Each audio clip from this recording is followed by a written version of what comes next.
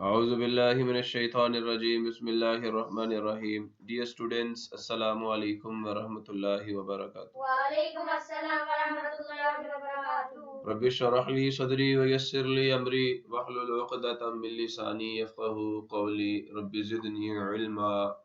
Rabbi zidni ilma. Allahumma inni as'aluka ilman nafi'a wa rizqan tayyiba wa 'amalan mutaqabbala. اللهم علمني الكتاب والحساب اللهم ذكرني منه ما نسيت وعلمني منه ما جهلت اللهم خذ بيدي। मेरे बच्चों, आज हम लोग science 5th class chapter number 9 और chapter का नाम क्या है जी, space and satellites.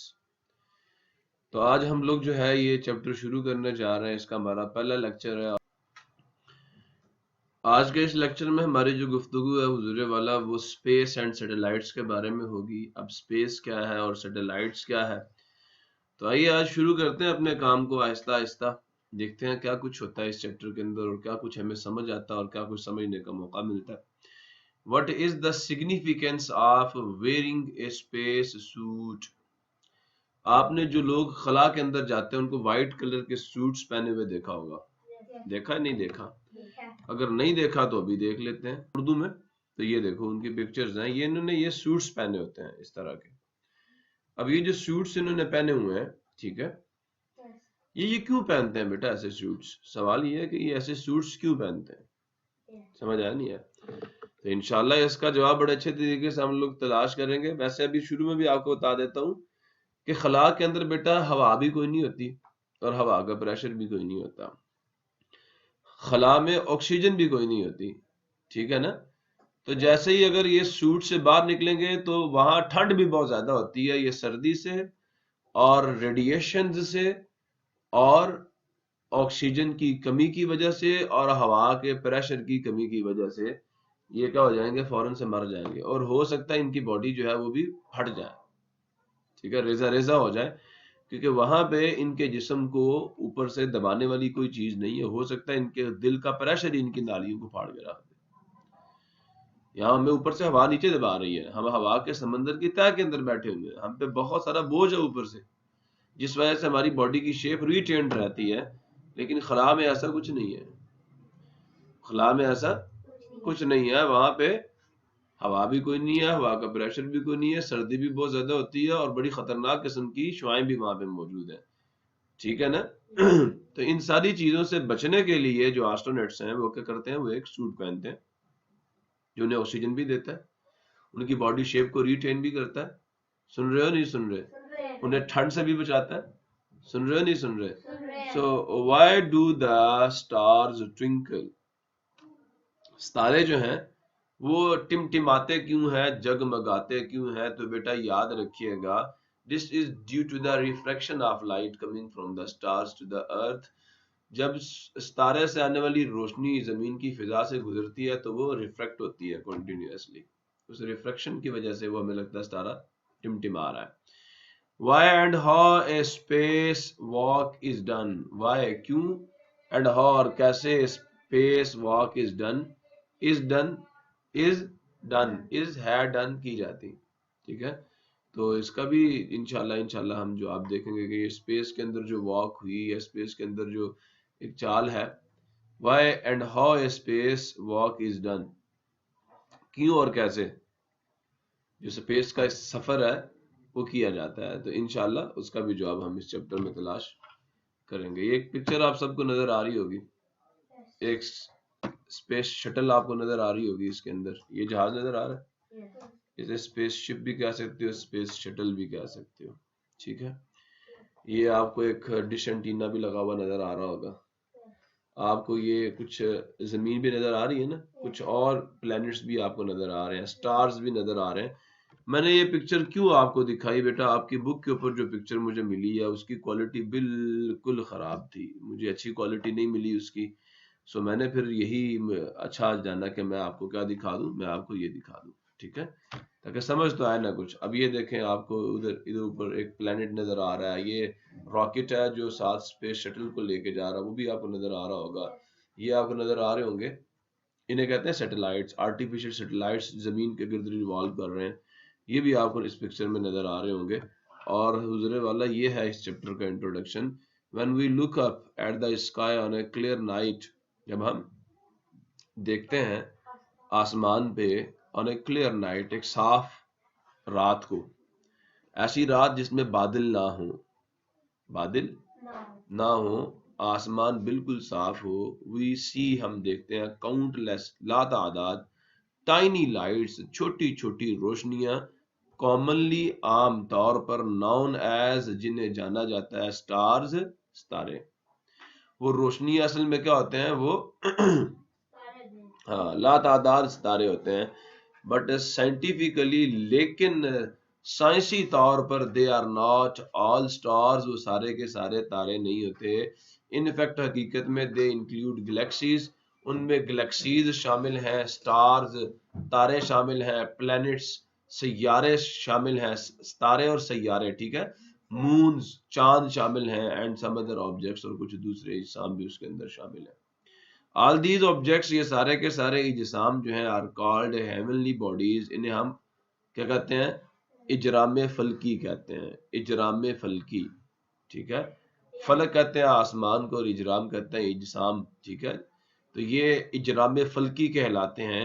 These heavenly bodies, ये इजराम फल्की, आर ए पार्ट, एक जुज्व हैं, एक हिस्सा हैं, ऑफ द वास्ट स्पेस, वसी और अरीज खला का, अराउंड अस, जो हमारे गिर्द है, विच कलेक्टिवली, जो मजमूई तौर पर नाउन एज, जानी जाती है या उसको कहा जाता है द यूनिवर्स, कायनात। तो ये गैलेक्सीज, ये स्टार्स, ये जितने भी जनाब फल्की आपको नजर आ रहे हैं, ये सारे के सारे एक बहुत वसी फैली हुई खला का हिस्सा है, और उस खला को, उस जगह को हम लोग किसका नाम देते हैं, यूनिवर्स यानी कायनात का नाम देते हैं। ठीक हो गया जी। आइए जी जरा स्पेस की खोज लगाएं, थोड़ा सा हम भी तहकीकात कर लें, पढ़ लें कि स्पेस में क्या कुछ है, जमीन से ऊपर की जो फिजा है, फिजा से ऊपर क्या कुछ है हमारे आसमान के ऊपर। After observing the heavenly bodies, देखने के बाद आसमानी इजसाम को या इजराम फल्की को, वन बिकम्स कर्रियस, कोई भी शख्स जो है वो कर्रियस हो जाता है, वो मुतजस्सिस हो जाता है, वो तजस्सुस में पड़ जाता है, ठीक है, उसे शौक पड़ जाता है, to know more about the facts, to know जानने का, मोर अबाउट, उसमें प्यास पैदा हो जाती है, क्या जानने की, ज्यादा जानने की, हकायक के बारे में, of the earth and space, of the earth and space, of the earth and space, जमीन और आसमान के जो हकायक हैं उनको जानने की उसमें तड़प ज्यादा पैदा हो जाती है कि वो जाने जमीन और आसमान के बारे में और क्या क्या हकीकतें हैं। The invention of rockets, rocket क्या होता है बेटा, ये मैं आपको दिखा रहा था, ये रॉकेट, ये एक ऐसी डिवाइस है जो किसी भी इंसान को, किसी भी चीज को जमीन की सतह से उठाकर आसमान की बुलंदियों तक ले जाती है। मेरी बात समझे हो नहीं समझे? मेरी बात मेरे ख्याल में आप लोगों को समझ नहीं आ रही। आ रही है? पक्की बात है। ये ऐसे जमीन से उड़ता है और सीधा आसमान के ऊपर चला जाता है। समझ आया कि नहीं आया? क्लियर हुआ? अच्छा, कोई ओरिजिनल सा भी दिखा दूं ना आपको, ताकि आप भी जो है उसके मजे लें ना, उसके उड़ते हुए, जो उसके उड़ने के मजे लें कि ये कैसे उड़ता है। ये देखो,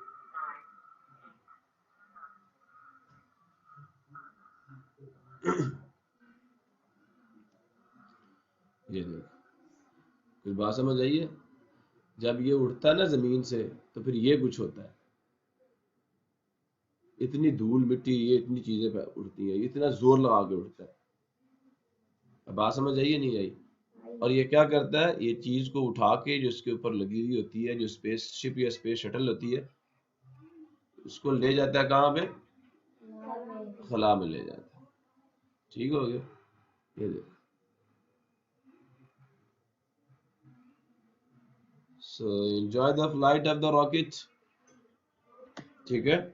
बट अभी हम क्या करेंगे, थोड़ा सा ये देखो, जमीन की हुदूद से बाहर निकल गया वो, समझ आ रहा है ना बेटा?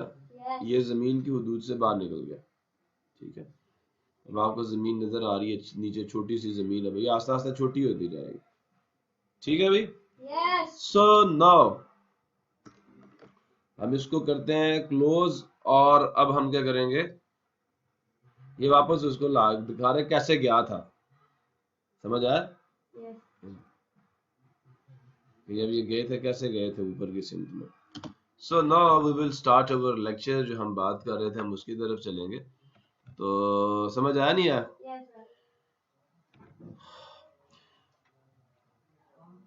तो जनाब Ali, the invention of rockets, rockets की जो इजाद है, मेड इट पॉसिबल, उसने इस बात को मुमकिन बनाया फॉर ह्यूमन काइंड, इंसानियत के लिए, टू ट्रेवल, कि वो सफर करे बियॉन्ड द अर्थ सरफेस, जमीन की जो सतह इससे ऊपर, आसमानों का सफर करे।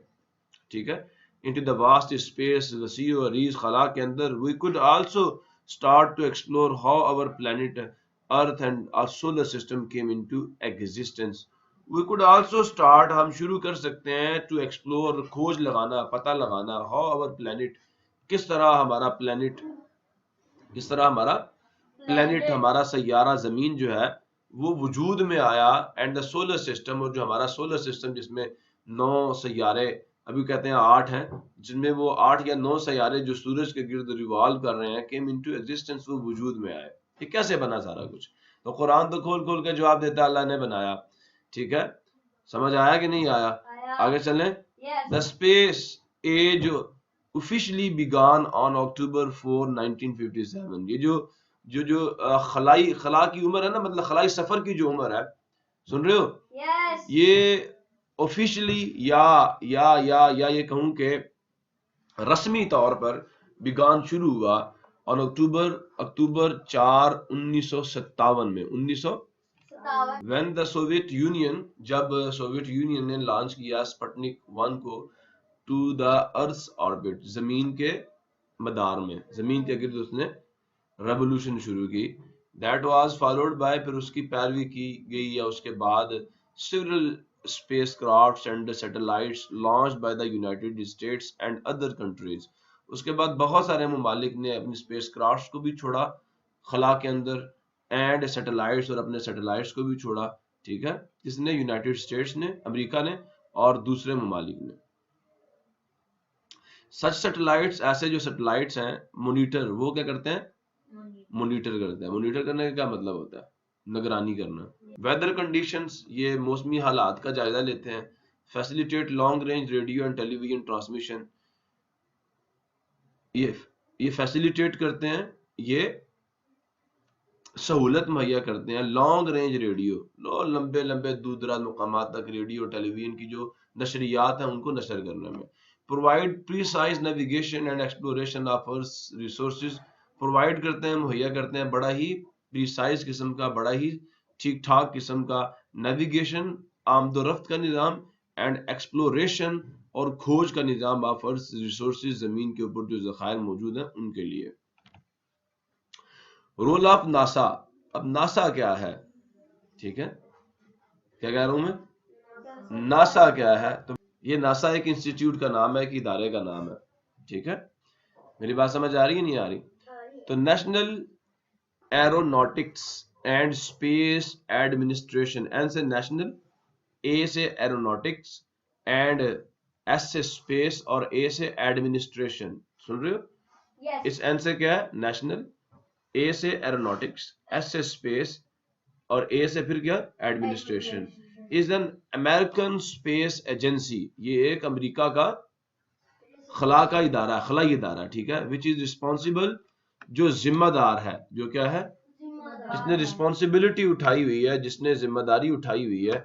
सुन रहे हो नहीं सुन रहे? विच इज रिस्पॉन्सिबल, जो जिम्मेदार है, for space exploration and aviation. Space exploration, इसका काम क्या है कि वो जो खलाई खोज है, ठीक है, इसका काम खला की खोज लगाना, और एविएशन और हवाबाजी, मतलब हवा में उड़ान भरना। फिजा से रिलेटेड और खला से रिलेटेड जितनी भी तहकीकात हैं वो इसकी जिम्मेदारी है। As a result of NASA's intensive activities for space exploration, as a result, नतीजतन, ठीक है, नतीजतन, किसके नतीजे के तौर पर? नासा की इंटेंसिव एक्टिविटीज, बहुत ही बहुत ही शदीद किस्म की जो सरगर्मियां या बहुत ही अहम किस्म की जो सरगर्मियां फॉर स्पेस एक्सप्लोरेशन, जो खलाई तहकीकात की बहुत ही अहम किस्म की जो सरगर्मी है। द ह्यूमन काइंड जो इंसानियत है कुड स्टेप ऑन मून, वो चांद पे कदम रख सकती है या रख सकी, ये कह सकते हो कि जो नासा की बहुत ही ज्यादा इंटेंसिव, बहुत ही ज्यादा शदीद मेहनत वाली सख्त किस्म की जो उनकी सरगर्मियां थी, उनका जो काम था, उसकी बदौलत जो इंसानियत है वो चांद की सतह पर कदम रखने के काबिल हुई। ऑन जुलाई 20, कब? 20 जुलाई 1969 में। सुन रहे नहीं सुन रहे? सुन रहे हैं। The NASA has also launched, NASA ने लॉन्च किया है, छोड़ा है डिफरेंट स्पेस क्राफ्ट, मुख्तलिफ जो स्पेस क्राफ्ट हैं या जो खलाई जहाज कह सकते हो, टू द अदर प्लैनेट्स, दूसरे प्लैनेट्स पर ऑफ सोलर सिस्टम के, फॉर डीप स्पेस एक्सप्लोरेशन, जो खला की बहुत ही ज्यादा गहरी किस्म की तहकीकात है उसके लिए। The instruments and the devices installed on those spacecrafts, instruments आलात और डिवाइसेस, इनका मतलब भी आलात होता है, इंस्टॉल जो नस्ब की गई हैं ऑन दोज स्पेसक्राफ्ट्स, उन स्पेसक्राफ्ट्स पर या उन खलाई जहाज़ों पे, सेंट वो भेजते हैं, वैल्यूएबल इंफॉर्मेशन, बहुत ही काबिल कदर या बहुत ही अहम किस्म की मालूमात अबाउट स्पेस, स्पेस के बारे में, टू अर्थ, जमीन पर। वाइल इन स्पेस, जबकि स्पेस में, सुन रहे हो? While in space need was felt to perform experiments in a gravity free environment. While in space, space में रहते हुए, नीड वाज फेल्ट, जरूरत महसूस की गई, टू परफॉर्म एक्सपेरिमेंट्स, तजर्बात करने की या तजर्बात को सरअंजाम देने की, इन ए ग्रेविटी फ्री इन्वायरमेंट, एक ग्रेविटी से आजाद माहौल में। देखो बच्चे, जमीन के ऊपर हम मौजूद है ना, तो जमीन क्या करती है? चीजों को नीचे खींचती है। कभी आपने ये देखा है कि दरख्त से टूटा हुआ सेब जमीन पे ना गिरा हो? कभी ये देखा है? एक बच्चा जो है उसने छत से छलांग लगाई और वो जमीन पे ना गिरा हो? ऐसा कभी हुआ? कोई भी चीज जो आप हवा की तरफ, ऊपर की तरफ या आसमान की तरफ फेंकते हैं तो क्या होता है? वो चीज नीचे वापस आ जाती है। ऐसा क्यों होता है? तो ऐसा जमीन की कशिश की वजह से होता है। ठीक है, मेरी बात समझ आ रही नहीं आ रही? तो जमीन तमाम चीजों को अपनी तरफ खींचती है, अपनी तरफ खींचती है, ठीक है, अपनी तरफ अट्रैक्ट करती है। तो जमीन की अट्रैक्शन की वजह से जो ऑब्जेक्ट्स जमीन पे मौजूद हैं, हत्ता कि जमीन पर मौजूद जो हवा है, ये भी जमीन की ग्रेविटी की वजह से, जमीन की कशिश की वजह से जमीन के गिर्द चिपकी हुई है, गिलाफ की तरह। ये हवा भी किसकी तरह चिपकी हुई है? जैसे सेब के ऊपर छिलका होता है ना, छिलका, उसका छिलका तो सख्त होता है, जमीन के ऊपर जो छिलका चिपका हुआ है वो हवाओं का एक छिलका है, ठीक है, जिसे हम फिजा का नाम देते हैं। तो याद रखें, जमीन की अट्रैक्शन की वजह से, सुन रहे मेरी बात? ये नहीं सुन रहे? बहुत सारे ऐसे तजर्बात जो जमीन पे परफॉर्म नहीं किए जा सकते, जमीन के ऊपर उन्हें सरअंजाम नहीं दिया जा सकता। तो ऐसे तजर्बात को करने की भी जरूरत महसूस की गई कि चलो अगर हमने खला का सफर कर लिया तो अब हम क्या करते हैं, ऐसे तजर्बात भी खला के अंदर कर लेते हैं जो ग्रेविटी के बगैर होते हैं, जिनके लिए हमें ग्रेविटी नहीं चाहिए। फॉर दैट पर्पज, इस मकसद के लिए नासा ने लॉन्च किया, छोड़ा स्पेस स्टेशन स्काई लैब, उसका नाम था, ऑन मई 14, 1973। अब बच्चे आपके माइंड में ये आएगा, सर स्पेस स्टेशन क्या चीज है? स्पेस स्टेशन क्या चीज है ना? पहले इसको समझते हैं तो फिर बाकी काम हम कर लेंगे। बेटा, स्पेस स्टेशन एक ऐसा घर है, घर समझ लो, जो कहाँ पे मौजूद होता है? खला में और आसमानों में। कैसा दिखता है? चलो आपको दिखाता हूँ। ये देखो, उसके अंदर बंदा भी खड़ा है। तो ये क्या होता है? एक रहने की जगह होती है, यहाँ पे जाके साइंटिस्ट रहते हैं। कौन रहते हैं? ये देखो, ये स्पेस स्टेशन के अंदर खड़े हैं सारे। ये बाहर से इस तरह का दिखता है, ठीक है, बाहर से इस तरह का दिखता है, देख रहे हो ना? नजर आ रहा नहीं आ रहा? कितना मजे का खूबसूरत सा है। और ये क्या होता है? ये खला के अंदर होता है। ये ऐसी जगह होती है, इसे यूं समझ लो कि ये एक लैब होती है।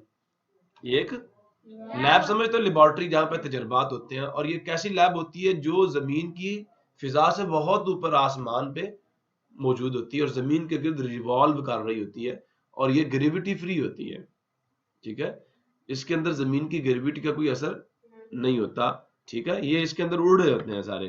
कभी देखा? अगर नहीं तो एवातार मूवी देखो, एवातार नाम की एक मूवी है, ये देखो, ये इसके अंदर उड़ रहा है, तैर रहा है इसके अंदर, ये इसके हवा के, ये हवा में उड़े होते हैं ऐसे, चल नहीं सकते इसके अंदर, ठीक है ना। स्पेस स्टेशन आपको समझ आ गया? यस। कि ये एक लैब होती है जो खला के अंदर मौजूद होती है और इसके अंदर ग्रेविटी के इफेक्ट्स नहीं होते। तो नासा ने क्या किया, एक स्पेस स्टेशन लॉन्च कर दिया, स्काई लैब उसका नाम था, मई 14 1973 में, विच रीमेन्ड, जो रहा मूविंग, हरकत करता हुआ अराउंड द अर्थ, जमीन के गिर्द, अबाउट 6 मंथ, 6 माह तक। कितने माह तक? 6 माह तक, ठीक हो गया। अब उसके बाद रोल ऑफ नासा में मजीद कुछ और चीजें भी देख लेते हैं। Another big achievement of NASA is the establishment of International Space Station, ISS। I से इंटरनेशनल, S से स्पेस और दूसरे S से क्या हुआ, स्टेशन। ये इंटरनेशनल स्पेस स्टेशन जो है, ये एक दूसरी या एक और बड़ी अचीवमेंट है किसकी, नासा की। तो that was a joint project, ये एक मुश्तरका प्रोजेक्ट था, काम था, तजर्बा था, ठीक है, मंसूबा था, with the collaboration of space agencies, किसके साथ, स्पेस एजेंसीज के ताउन के साथ, ऑफ रशियन फेडरेशन, जो रशिया रूस है उसकी फेडरेशन, जापान, कनाडा और यूरोपियन जो एजेंसीज थी, वो सारी की सारी इसके अंदर क्या थी, इन्वॉल्व थी। सुन रहे हो नहीं सुन रहे? ये सब का एक मिला जुला प्रोजेक्ट था जिसपे सबने काम किया था, अच्छे अच्छे साइंटिस्ट इसके अंदर इन्वॉल्व थे। The ISS International Space Station is larger than a football ground। Football का ग्राउंड जो होता है ना, ये उससे बड़ा है, ये स्पेस स्टेशन उससे क्या बड़ा है। And it has been orbiting the earth, and it has been, ये जो है ये गर्दिश कर रहा है, क्या कर रहा है, इट हैज बीन ऑर्बिटिंग, ये गर्दिश कर रहा है अर्थ, जमीन के गिर्द, at a height of 400 kilometre, 400 kilometre की बुलंदी के ऊपर ये जमीन के गिर्द रिवॉल्व कर रहा है, फ्रॉम लास्ट 20 ईयर्स, पिछले 20 साल से, पिछले 20 साल से ये रिवॉल्व कर रहा है जमीन के गिर्द। इट कंप्लीट्स, ये मुकम्मल करता है, इट्स वन रेवोल्यूशन, अपना एक चक्कर, अपना एक चक्कर। कैसे, मैं कुबा ग्राउंड के गिर्द आपको छोड़ दूं, कहूं भागो एक चक्कर लगाओ इसका, तो ऐसे ये चक्कर जमीन के गिर्द लगा रहा है। समझ आया नहीं है?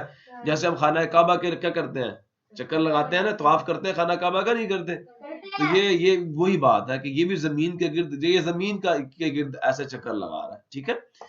समझ आ रहा बेटा, ये नहीं आ रहा? Very good. इट कंप्लीट्स इस वन रेवोल्यूशन, और ये अपनी एक रेवोल्यूशन या अपना एक चक्कर जो है जमीन के गिर्द, उसे मुकम्मल करता है इन 90 मिनट्स, 90 मिनट बाद इसका एक चक्कर कंप्लीट हो जाता है। कितने मिनट्स बाद? 90 मिनट्स के बाद ये जमीन के गिर्द एक चक्कर। जैसे मैं आपको कहूँ कुबा ग्राउंड के गिर्द भागो, तो आप कितने मिनट लोगे? कम से कम 5 मिनट तो लोगे ना, है ना। तो ऐसे ये भी कुछ वक्त लगता है जमीन के गिर्द रोटेट करने में, और उसका टाइम पीरियड ऑफ रेवोल्यूशन है, that is 90 minutes. The space scientist from all over the world, जो खलाई साइंसदान है from all over the world, सारी की सारी दुनिया से, विजिट, वो क्या करते हैं, वहां जाते हैं, वहां की सैर करते हैं, दिस स्पेस स्टेशन, ठीक है, दौरा करते हैं स्पेस स्टेशन का। एंड मेनी ऑफ देम, और बहुत सारे उनमें से, स्टे देयर, वहां पे रहते हैं, सेवरल मंथ्स, कई महीने, वहां पे कई महीने रहते भी हैं। द स्पेस शटल्स, सुन रहे हो, खलाई जहाज जो है, यूज टू कैरी कार्गो, वो इस्तेमाल होते हैं क्या करने के लिए, सामान ले जाने के लिए, टू इंटरनेशनल स्पेस स्टेशन और ISS। क्लियर हो गया? अनटिल 2021 तक मोर देन 250 साइंटिस्ट, 250 से ज्यादा साइंसदान जो है हैव कंडक्टेड, उन्होंने कंडक्ट किया, मुनक्कद किया रिसर्च, उन्होंने क्या किया, वहां पे तहकीकात की है, ठीक है, इन ISS, ठीक है, ISS के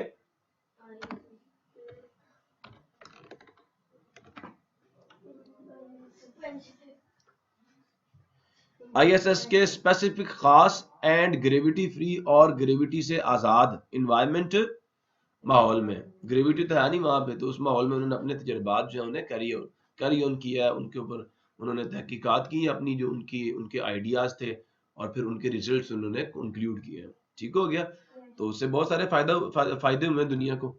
तो जनाब Ali, the first man stepped on the moon, ये उसकी पिक्चर है, और नील आर्मस्ट्रॉन्ग इसका नाम था, आगे बेटा इसका नाम भी डिस्कस होगा। तो ये पहला शख्स था जिसने चांद की सतह पे पांव रखा था। स्काई लैब इस तरह का दिखता है, ठीक है, जिसकी भी हमने बात की है। और इंटरनेशनल स्पेस स्टेशन जो है वो इस तरह का दिखता है, जिसकी पिक्चर्स मैंने आपको अभी इसके ऊपर भी दिखाई थी। ये देखें जी, ये है ISS, नजर आ रहा है आपको? खूबसूरत है ना? है तो चलें आगे चलें जी। MIR the Russian space station, MIR जो कि रशिया या रूस का एक खलाई अड्डा है, ऑर्बिटेड, उसने क्या किया? हाँ, उसने गर्दिश की है द अर्थ फॉर 15 ईयर्स, जमीन के कितने कितने साल घूमा? 15 साल। At a height of 300 kilometres, 300 kilometre की बुलंदी पे। द साइंटिस्ट, जो साइंसदान है, परफॉर्म्ड, उन्होंने सर अंजाम दिए मैनी फैसिनेटिंग, बड़े ही पुरकशिश किस्म के, बड़े ही शानदार किस्म के तजर्बात in this floating space laboratory, इस तैरती हुई जो स्पेस लेबोरेटरी है इसके अंदर। The Soviet Union sent the Sputnik 2 in space on November 3, उन्होंने नवंबर 3 1957 को क्या किया? स्पुतनिक 3 को भेजा था, किसमें? खला में, विद अ डॉग, एक कुत्ते के साथ, नेम्ड, जिसका नाम था लाइका, ऑन बोर्ड। सुन रहे नहीं सुन रहे? सुन रहे हैं। बात समझ आ रही नहीं आ रही? तो लाइका कुत्ता जो है उसने स्पुतनिक 2 के अंदर सफर किया था नवंबर 3 1957 में। सैटेलाइट्स, क्या जनाब अली, सैटेलाइट्स क्या होते हैं? पहला सवाल ये है, ठीक है? तो बेटा बड़ी सादा से इसकी डेफिनेशन है, बहुत मजेदार किस्म की और बड़ी ही सादा किस्म की डेफिनेशन है कि एन ऑब्जेक्ट, ये एक बॉडी है, कोई भी बॉडी जो मूव कर रही हो अराउंड ए बिग, एक बड़ी हेवनली बॉडी, आसमानी जो जिस्म है। जमीन देखे ना, मेरी बात सुने, सूरज को देख रहे हो? सूरज होता है ना, सूरज देखते हो, हर रोज देखते हो ना? तो जमीन और बाकी जितने भी सैयारे हैं वो सूरज के गिर्द रिवॉल्व कर रहे हैं, नहीं कर रहे? तो ये सारे के सारे क्या हैं? ये सैटेलाइट्स हैं सन के।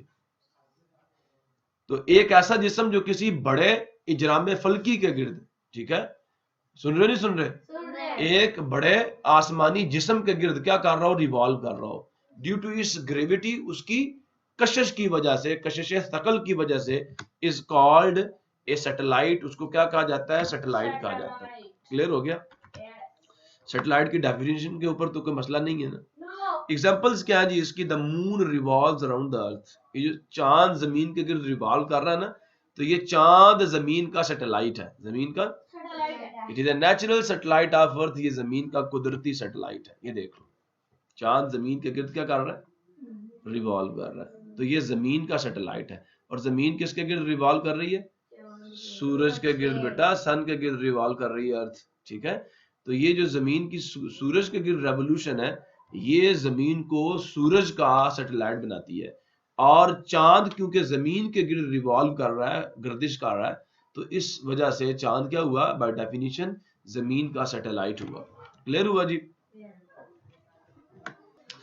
The moons of other planets, दूसरे प्लैनेट्स या सैयारों के जो चांद हैं वो कितने हैं, उनकी क्या तादाद है, तो ये आपको इंशाल्लाह टेबल्स में भी नजर आ जाएगी।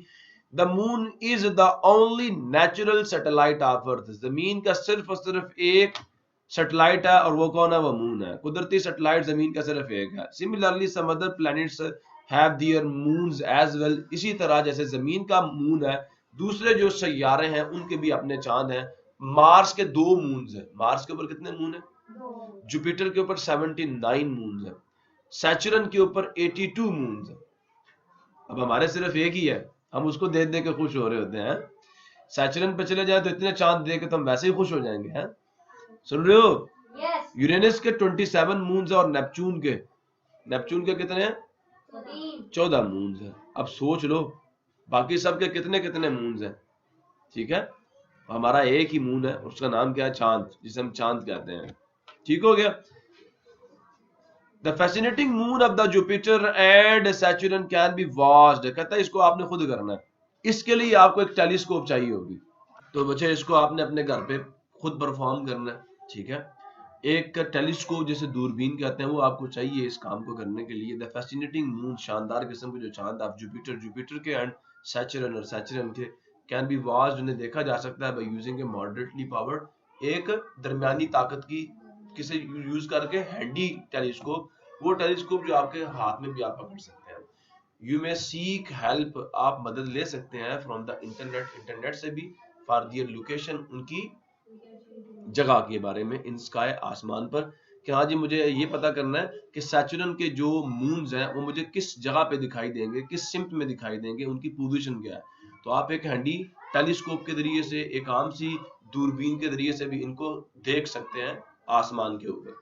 डू यू नो, कि आपको पता है the bright object that we see on the horizon, सुबह की नमाज कौन कौन पढ़ने जाता है आप में से? कभी कभार, जब कभी कभार नमाज पढ़ने जाते हो तो देखा है मशरिक की तरफ आसमान पर आपको एक स्टार दिखाई देगा, बड़ा रोशन किस्म का, ठीक है, बहुत रोशन किस्म का तारा एक दिखाई देता है, बिल्कुल इधर आपकी जो ईस्ट साइड है इसकी तरफ। तो ये जो ब्राइट ऑब्जेक्ट होता है वो जो हम देखते हैं ऑन द होरिजन, उफक पे, जस्ट बिफोर द सनराइज, सूरज निकलने से थोड़ी देर पहले, और आफ्टर द सनसेट, या सूरज गुरूब होने के बाद, इज द प्लेनेट वेनिस। ये कौन सा प्लेनेट है? वेनिस है। It is also called morning star, इसे सुबह का तारा भी कहते हैं, इसे सुबह का। तो ये एक क्या है? ये एक आपका प्लेनेट है, असल में ये स्टार नहीं है। Find the names of the moon of the planets in the solar system by an internet search और a visit to the public library. अब क्या कहा क्या जा रहा है? Find the names of the moons, moons के नाम पता करें, अब द प्लैनेट्स, प्लैनेट्स के, in the solar system, solar system में, बाय एन इंटरनेट सर्च, एक इंटरनेट पे सर्च करके, और visit to the public laboratory, या एक पब्लिक लेबोरेटरी को विजिट करके। बेटा इंटरनेट का कनेक्शन आपको अवेलेबल है, जाकर गूगल के ऊपर सिर्फ ये लिखना है कि names of the moons of the planets in solar system, वो आपको पूरी एक लिस्ट उठा के दे देगा। ठीक हो गया? तरीका मैंने बता दिया, गूगल मौजूद है, बड़ा हेल्पफुल सॉफ्टवेयर है, बड़ा हेल्पफुल किस्म का ऑनलाइन आपको सर्च इंजन मिलता है ये, ठीक है, बड़ी अच्छी किस्म की फैसिलिटीज इस पे मौजूद है, बड़ी इसी किस्म की आपको रिजल्ट्स देता है, यूज करें लाजमी, आपको अच्छे रिजल्ट्स मिलेंगे। अब एक और आपको इंफॉर्मेशन दी जा रही है जी, the earth rotates about its axis, गौर से सुनना, जमीन क्या कर रही है? सूरज के गिर्द भी घूम रही है, घूम रही है नहीं घूम रही? इस पाथ पे घूमती है सूरज के गिर्द, इस पाथ पे, लेकिन ये अपने गिर्द भी रोटेट करती है, अपने गिर्द। जैसे कभी आपने देखा बॉलर बॉल करवाता है तो बॉल आगे भी जाती है और ऐसे ऐसे घूमती भी है, ऐसा ही है ना? तो जमीन घूम भी रही है, सूरज के गिर्द चक्कर भी लगा रही है, और अपने गिर्द भी क्या कर रही है? रोटेट कर, जैसे पंखा नहीं रोटेट करता अपने गिर्द, इस तरह ये रोटेट भी कर रही है। कभी गाड़ी के टायर को देखिएगा, गाड़ी का टायर घूम भी रहा होता है और आगे भी जा रहा होता है, ऐसे ही जमीन कर रही है। तो जमीन, मेरी बात गौर से सुनना, अब देखो एनर्जी सेवर, मेरे हाथ का जो हिस्सा एनर्जी सेवर के सामने है, वहां पे क्या पड़ रही है? रोशनी पड़ रही है ना, तो ये रोशन है। जमीन का ये हिसाब होता है, जमीन का वो हिस्सा जो सूरज की तरफ होता है उस पे दिन होता है, और जो सूरज की तरफ नहीं होता वहां पे क्या होती है? रात होती है। जमीन रोटेट करती है आस्ता आस्ता, सारे हिस्सों पे, जिन जिन हिस्सों पे रोशनी पड़ती है वहां पे दिन चढ़ता जाता है, और जहाँ पे रोशनी नहीं पड़ती वहां पे रात होती है। यहाँ पे यही बात आपको समझाने की कोशिश की जा रही है, सुन रहे हो मेरी बात? तो जमीन जो है रोटेट करती है अपने एक्सिस के गिर्द, ये देखो जमीन ऐसे रोटेट करती है, ऐसे। अच्छा, जमीन रोटेट कैसे करती है? मगरिब से मशरिक की तरफ रोटेट करती है जमीन, मगरिब से वेस्ट से ईस्ट की तरफ जमीन ऐसे रोटेट करती है, ये ऐसे, ठीक है। इसी वजह से हमें क्या लगता है कि सूरज कहां से निकल रहा है? मशरिक से निकल रहा है, मगरिब में जा रहा है। मशरिक से निकल रहा है, कहां जा रहा है? मगरिब में जा रहा है, ये इसी वजह से है। मेरी बात समझ आ रही है आपको? ये नहीं आ रही? ठीक है। And the moon and the star appear to move from east to west. Any problem? तो ये जमीन की अपनी गिर्द रोटेशन की वजह से है। Hundreds of the satellites have been sent into space. सैकड़ों जो सैटेलाइट्स have been sent, भेजे जा चुके हैं into the space, खला में। We can see some of them, हम उनमें से कुछ को देख सकते हैं, like moving star, एक हरकत करते हुए स्टार की शक्ल में, on a clear night, एक साफ रात में। जनाब अली, ये तो थे नेचुरल सैटेलाइट्स। अब हम बात करते हैं आर्टिफिशियल सैटेलाइट की, कि मसनूई जो सैटेलाइट्स हैं वो क्या होते हैं। डेफिनेशन ये है जी इसकी, स्पेसशिप्स बिल्ट बाय ह्यूमंस। समझ आ रहा नहीं आ रहा? ये वो स्पेसशिप होती है जिसे कौन बिल्ड करता है? इंसान बिल्ड करता है। टू रिवॉल्व, कि वो रिवॉल्व करे अराउंड द अर्थ, जमीन के गिर्द, ठीक है। वो स्पेसशिप्स जिन्हें इंसान ने डिजाइन किया है, बनाया है, और जमीन के गिर्द रेवोल्यूशन के ऊपर छोड़ दिया है, they are called artificial satellites. या इसकी एक बहुत ही सादा सी बड़ी मजे की डेफिनेशन है कि मैन मेड, इंसान के बनाए हुए, किसके बनाए हुए? इंसान इंसान के बनाए हुए सैटेलाइट जो जमीन के गिर्द रिवॉल्व कर रहे हैं are called artificial satellites, man made satellites. Clear हुआ नहीं हुआ? वो इजसाम जो इंसान ने अपने हाथ से बना के जमीन के गिर्द छोड़ दी हैं उन्हें हम क्या कहते हैं? आर्टिफिशियल सैटेलाइट्स कहते हैं। Method to launch the artificial satellite. Artificial satellite को लॉन्च करने का तरीका कार क्या है? मैंने एक वीडियो जो है बेटा वो आपके लिए डाउनलोड करके रखी हुई है, चलें जी देखते हैं इस वीडियो के अंदर। प्यारे बच्चों, अभी ये एक बड़ी मजेदार किस्म की वीडियो है जो आपको ये बताएगी कि जमीन के गिर्द एक सैटेलाइट को कैसे लॉन्च किया जाता है। और एक छोटी सी गलती ये खड़ा बंदा भी करेगा जो कि आपको वीडियो देखने के बाद समझ आएगी। Let us start the video. ये एक कैनन है, एक तोप है जिससे ये गोला छोड़ेगा। ये जमीन के ऊपर खड़ा बंदा है, गोला छोड़ेगा। देखो गोला कहाँ जाता है, ये देखो कुछ दूर जाके गिर जाएगी ना।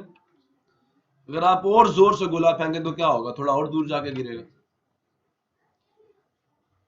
ऐसा ही है, थोड़ा और जोर से फेंके तो क्या होगा? थोड़ा और दूर जाके गिरेगा।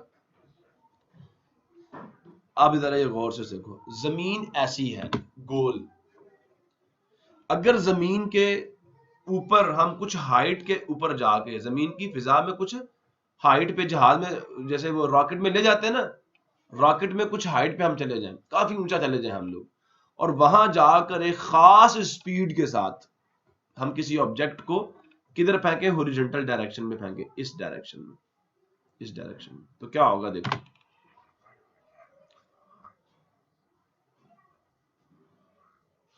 अब देखो जा रही है दूर ऐसे।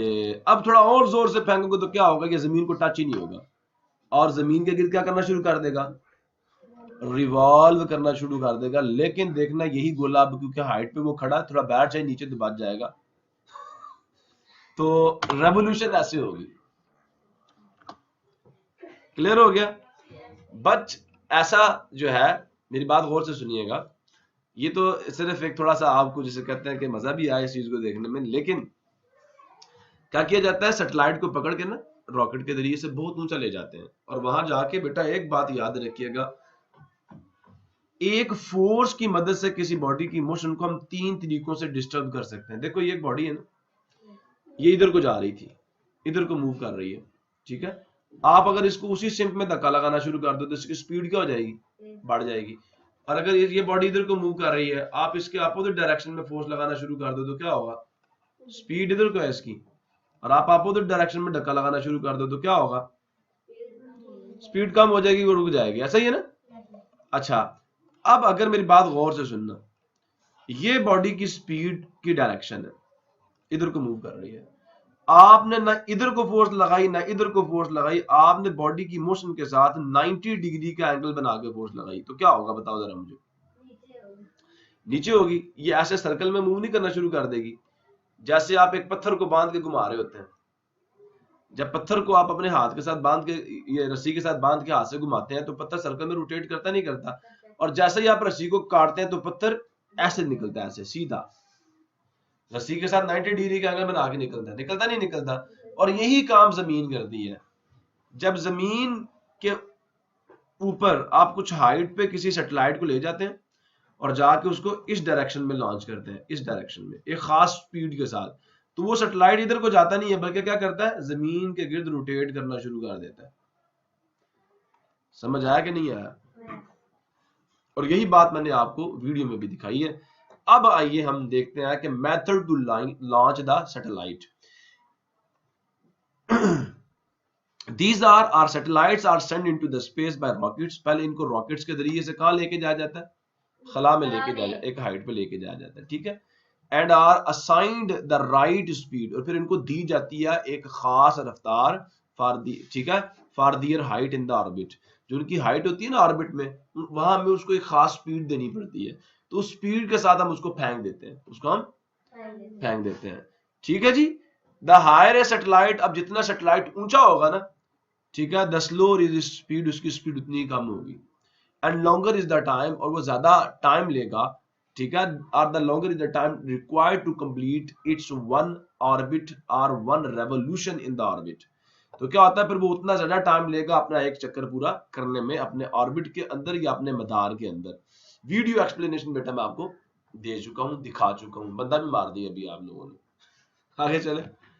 सो info box जी, a satellite carrying the Hubble space telescope, एक ऐसा सैटेलाइट है जिसके ऊपर एक टेलीस्कोप है, एक दूरबीन है, ठीक है, सुन रहे हो नहीं सुन रहे हो? और ये सैटेलाइट सिर्फ उस दूरबीन को लिए हुआ है, उसके ऊपर सिर्फ वो दूरबीन है, सुन रहे हो नहीं सुन रहे? यूजेस रेडियो सिग्नल्स, ये क्या करता है?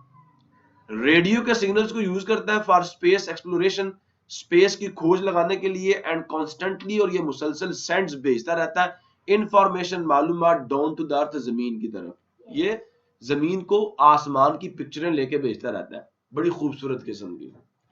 ठीक हो गया।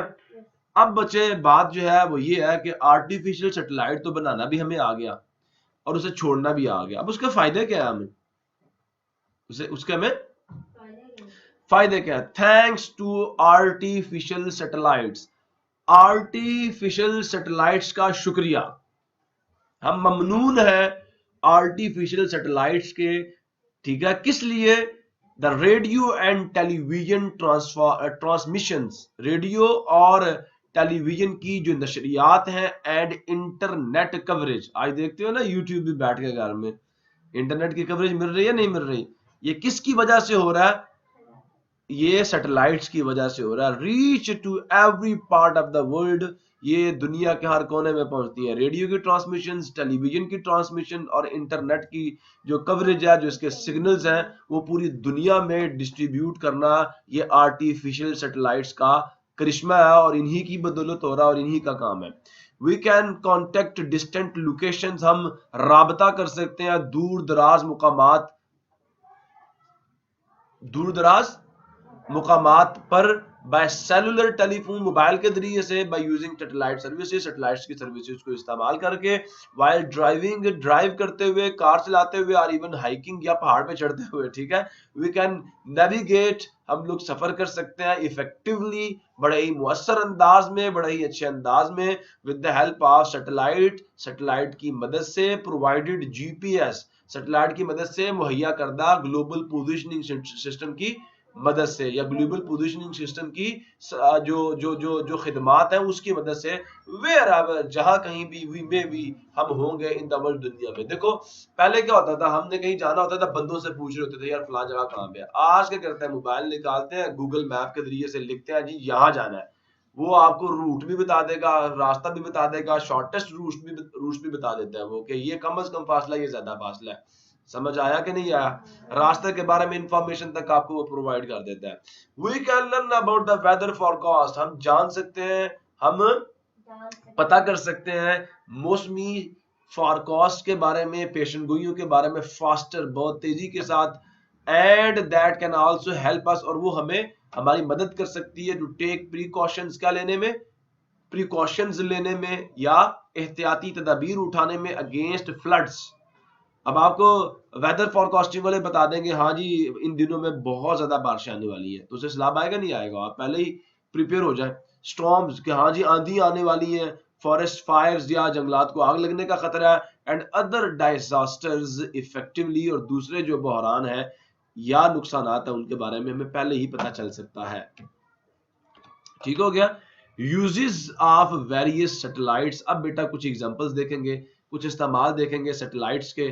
तो पहला जियो स्टेशनरी सैटेलाइट, जियो स्टेशनरी सैटेलाइट्स, ये बड़े खूबसूरत किस्म के, बड़े मजेदार किस्म के सैटेलाइट्स हैं। जरा थोड़ा सा आपको जमीन के बारे में समझाऊं, मेरी बात गौर से सुनना। ये जमीन है इस शक्ल की, एक लाइन जो जमीन को यहां से यहां इस डायरेक्शन में दो बराबर हिस्सों में काट दे, उसे कहते हैं इक्वेटर। क्या कहते हैं? इक्वेटर। ठीक हो गया। और एक लाइन ऊपर से नीचे यूं भी तो आ सकती है ना, आ सकती नहीं आ सकती? ये सैटेलाइट इक्वेटर पे छोड़े जाते हैं, इक्वेटर पे, ठीक है, और एक खास हाइट पे ले जाके ना, इनको एक खास हाइट पे ले जाके, जमीन तो स्फेरिकल होती है ना, वहां जाके ना बेटा इनको इतनी स्पीड दी जाती है कि जमीन भी कैसे रिवॉल्व कर रही होती है, ऐसे रिवॉल्व कर रही होती है ना, वेस्ट से ईस्ट, ऐसा ही है ना। तो ये भी वेस्ट से ईस्ट रिवॉल्व करते हैं, और जितनी देर में जमीन अपने गिर्द एक चक्कर पूरा करती है, ये भी जमीन के गिर्द एक चक्कर पूरा कर लेते हैं। अब मुझे ये बताओ, जिस जगह ये जमीन के ऊपर खड़ा होगा, जमीन भी रिवॉल्व कर रही है, ये भी रिवॉल्व कर रहा है और उसी सिम्त में रिवॉल्व कर रहा है, क्या ये जमीन के लिहाज से आगे पीछे होगा? मेरी बात नहीं समझे आप। ये एक झूला है, यहां बच्चे बैठे हुए हैं, ठीक है, समझ आ रही है नहीं आ रही?